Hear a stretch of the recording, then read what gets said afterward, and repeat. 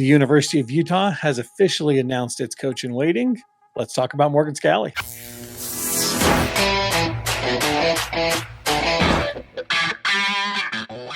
Let's talk a little bit about University of Utah football, shall we? Oh, absolutely, man. It's always nice when we have news. We can talk about the. I love the Utes. Utes. Yeah, and football season's like less than 60 days away. We're going to have some content coming on that. Make sure you guys tune in. Absolutely. So let's go ahead and talk about it. The news broke last week here that the University of Utah have officially announced their head coach in waiting. You want to break that down? Yeah, Mr. Morgan Scalley himself. Yeah, so Coach Scalley's officially named the head coach in waiting. Everybody knows Coach Scalley.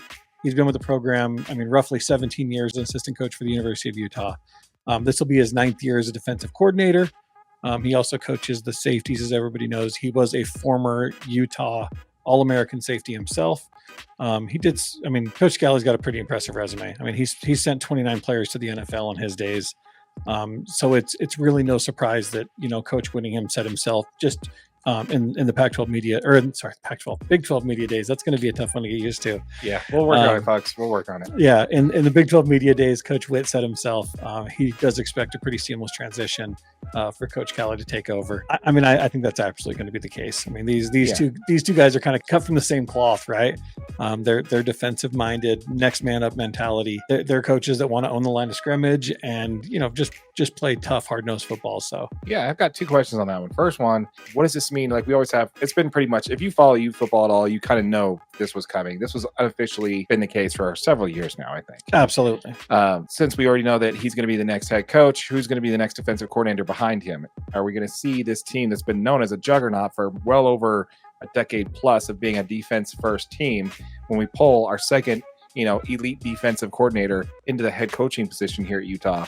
Where's that going to lead the defense? I could honestly see Coach Scalley continuing to coach the defense. Oh, you think to me like, yeah.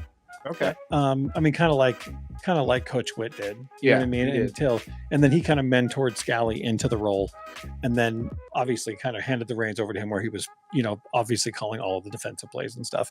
I could see Coach Scalley doing the same kind of thing, taking over as the head coach, still calling the defensive, and then until he gets a defensive coordinator that he feels comfortable with, purely handling the defense. That'd be my guess. Yeah, I think so. I think you're right on that. I'm not too worried about it.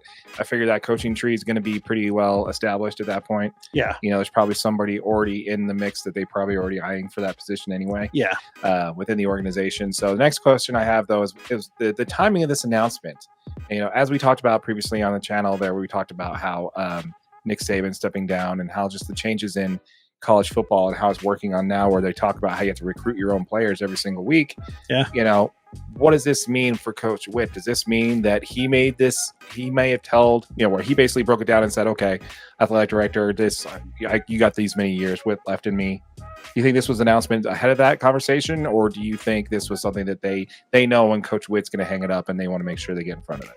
So Coach Whitt was asked this question pretty directly, and he just said as long as he still has a passion for coaching, he doesn't want to miss out on, his grandchildren's life. Obviously, being the head coach of a university, he's missed a lot of his own children's, lives growing up and that kind of stuff. I don't think he wants to do the same thing with his grandchildren.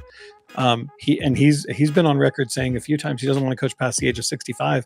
Coach Whitt turned 65 this November. Okay. So we could very well be watching one of the last seasons that he is the head coach there. Right. I do think he still has a passion for coaching. I do think he wants to see how things go in the Big 12 conference. But I think he's definitely on the tail end, right? This could be the last season or two that really Coach Whitt's the head of the program. I think he definitely told them that I'm not going to be around much longer. Right. I think he's under contract for a few more years because that he deserves every single penny of the contract they gave him. Oh, bet. Yeah. Absolutely. He's the highest paid public employee in the state. Yeah, I think he's definitely on a timer. Yeah, I'd have to agree with you there. I wouldn't say it's like it could be as early as next season because that's what he said, and the Coach Whitt's definitely the type of guy who's going to honor what he says there. Absolutely. It's definitely the type of coach he is. But I could also see exactly what your point is there, and word for word what I have in my notes. He may want to see how Utah fares in the Big 12 before he steps away from it. Because the fact is you win the Big 12, right? You get a shot at the college football playoff, and you win a game and you make it into a semifinal game. That might not be the only taste you want, right? Right. If he makes a deep run into the college football playoff this year, he may be like, let's run it back. Yeah. You know, he's got some of the most talented rosters he's ever had as a head coach. Oh, for sure. It's only going to get more fun to coach this program the further along they go, and especially if they do win a conference and make it, because now your recruiting just gets even better. I think he's just kind of playing these next couple seasons by ear and kind of seeing how it goes. And if they have an off season, or he could just be like, I'm good. Mm-hmm. You know what I mean? Like last year was a really tough season injury wise for the Utes. And I think that if they can turn it around and have, you know, some of the Cam Rising seasons that we've had in the past, I think he's definitely going to keep having fun with it. And I could see him continuing his coaching career. Yeah, I agree. One more note on the Utes there. Did you see that all the national polls are coming out now and having the Vegas odds actually that the Utes are going to win the conference?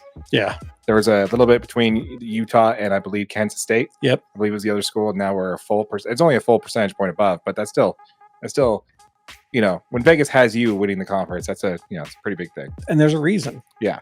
I mean, we've been saying it already. We called it, a while ago. Yeah. Check out our Big 12 top 5 rankings. Yes. We'll link that in the comments down below. Be sure to check that out. Absolutely. Yeah, absolutely. So anyway, love to see it, man. Congratulations to Morgan Scalley for having the official announcement of something that, all of us Ute fans already pretty much knew about anyway. Absolutely. It's nice to have it official for sure.